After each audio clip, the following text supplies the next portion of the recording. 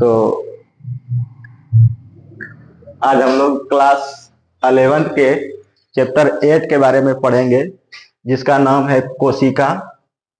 कोशिका जीवन की इकाई।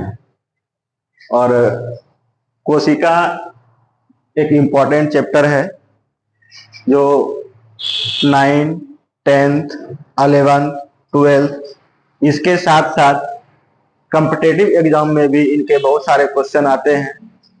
तो आज हम लोग कोशिका से संबंधित कुछ बेसिक बात समझेंगे और जानेंगे।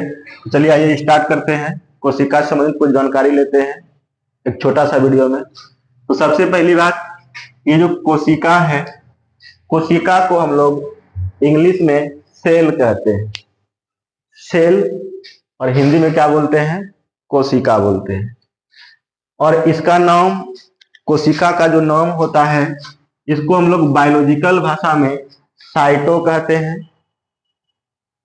इनका अध्ययन यानी कि कोशिका का अध्ययन साइटोलॉजी कहलाता है, यानी कि विज्ञान की वैसी शाखा जिसमें हम कोशिका के बारे में पढ़ते हैं वह साइटोलॉजी कहलाता है। आगे है खोज या जनक।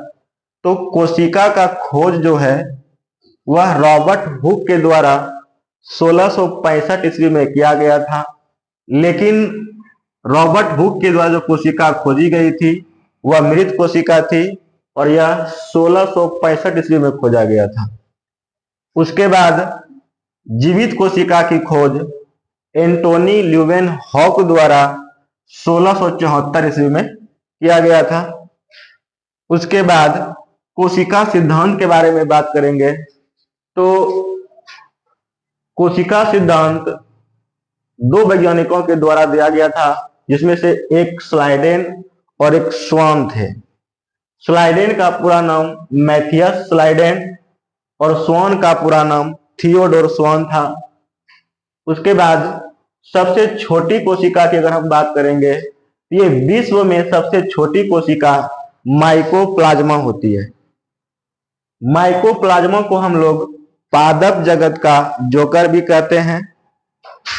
और माइकोप्लाज्मा को पादप जगत का जोकर इसलिए कहा जाता है कि माइकोप्लाज्मा में कोशिका भित्ति नहीं होती है, और कोशिका भित्ति नहीं होने के कारण माइकोप्लाज्मा अपना आकार बदलते रहती है, जिस कारण से इसको हम लोग पादप जगत का जोकर भी कहते हैं। अगला है कि सबसे बड़ी कोशिका। तो विश्व में सबसे बड़ी कोशिका की अगर हम बात करेंगे तो यह होती है शुतुरमुर्ग के अंडे की कोशिका। अगला है मानव में छोटी कोशिका। मानव में सबसे छोटी कोशिका शुक्राणु कोशिका होती है, जिसको हम लोग स्पर्म सेल भी बोलते हैं। अगला है मानव में बड़ी कोशिका। मानव में बड़ी कोशिका अंडाणु कोशिका होती है, इसको हम लोग ओवम सेल भी बोलते हैं। अगला है मानव में लंबी कोशिका। मानव में लंबी कोशिका न्यूरॉन सेल को बोलते हैं। न्यूरॉन कोशिका जो होती है यह सबसे लंबी कोशिका होती है। देखिए, लंबी और बड़ी इन दोनों में अंतर होता है। जैसे कि हम बोलेंगे लाल किला, लाल किला बड़ा है। जैसे हम बोलेंगे कुतुब मीनार, कुतुब मीनार क्या है? लंबा है। तो दोनों में अंतर होता है, ठीक है। तो लंबी कोशिका कौन सी होती है? न्यूरॉन कोशिका होती है। वहीं पर अगर हम बात करेंगे विभाजन रहित कोशिका, यानी कि वैसी कोशिका जो विभाजन नहीं करती है, और विभाजन नहीं करने वाली कोशिका भी कौन सी होती है? न्यूरॉन सेल होती है, यानी कि ये विभाजन नहीं करती है। जैसे कि न्यूरॉन सेल जो होता है ये मस्तिष्क के अंदर यानी कि सर के अंदर पाया जाता है। अगर किसी व्यक्ति के मस्तिष्क में चोट लग जाता है और वह चोट न्यूरॉन सेल तक पहुंच जाती है तो वह विभाजन नहीं कर पाती है, और विभाजन नहीं करने के कारण बहुत खतरनाक बीमारी वगैरह इससे हो सकती है। अगला है कि सबसे तेज विभाजन करने वाली कोशिका, यानी कि वैसी कोशिका जो विभाजन बहुत तेज करती है, और वह कोशिका होती है लीवर कोशिका, ठीक है। तेज विभाजन करने का मतलब हो गया कि जैसे कि ये हमारा एक बॉडी का अंग है, हैंड है, हाथ है। अगर इन जगह की कोई कोशिका मर जाती है तो उसके आसपास की कोशिका विभाजन के पश्चात नई कोशिका बनाती है और मरी हुई कोशिकाओं की जगह को पूरा करती है, जिससे कि कोई बड़ा से बड़ा जख्म भी बहुत जल्दी ठीक हो जाता है।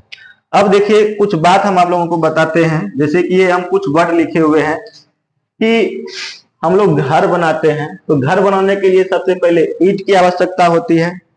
अगर हम बहुत सारी ईंटों को एक साथ जोड़ दें तो उससे दीवार बन जाता है, और दीवार ज्यादा हो जाता है तो उससे कमरा बन जाएगा, और अगर हम कमरे को अच्छे ढंग से सिस्टमेटिक ढंग से सजा देंगे तो एक घर का रूप ले लेती है और घर बन जाता है। ठीक उसी प्रकार हमें हमारे शरीर में कोशिकाओं का बहुत इंपॉर्टेंट यानी कि बहुत ज्यादा महत्वपूर्ण है, और वह कोशिका। हम लोगों को पता है कि हमारे शरीर में सबसे छोटी एवं संरचनात्मक इकाई को क्या कहते हैं? कोशिका कहते हैं। और कोशिका के समूह को ही क्या बोलते हैं? उत्तक बोलते हैं। तो बहुत सारी कोशिका अगर मिल जाती है, यानी कि कोशिका का जब समूह हो जाता है तो वह उत्तक कहलाता है। और उत्तक के समूह यानी कि जब उत्तक आपस में समूह बनाते हैं तो वो अंग कहलाता है। और बहुत सारे अंग मिलकर क्या करता है? बॉडी का निर्माण करता है, शरीर का निर्माण करता है। तो ये आज हम कोशिका से संबंधित कुछ बेसिक बात के बारे में जाने।